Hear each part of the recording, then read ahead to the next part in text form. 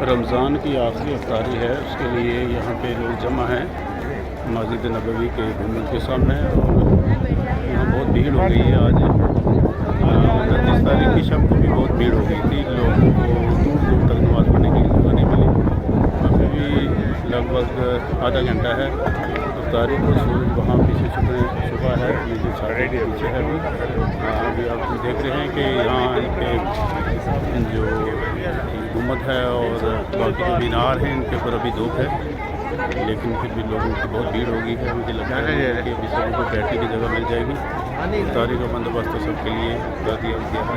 धमाका पहुँच रही है यहाँ पे सरकारी और सिविल सभी लोग जो हैं इसमें इफ्तारी धमाका हो तक पहुँच जाते हैं। और कोई भी आगे बगैर इफ्तारी के नहीं रहता है। यहाँ पर लाखों लोगों को इफ्तारी यहाँ करवाई जाती है और आज आपकी इफ्तारी है। और ये मंदिर है यहाँ पे मदीना मस्जिद नबवी का।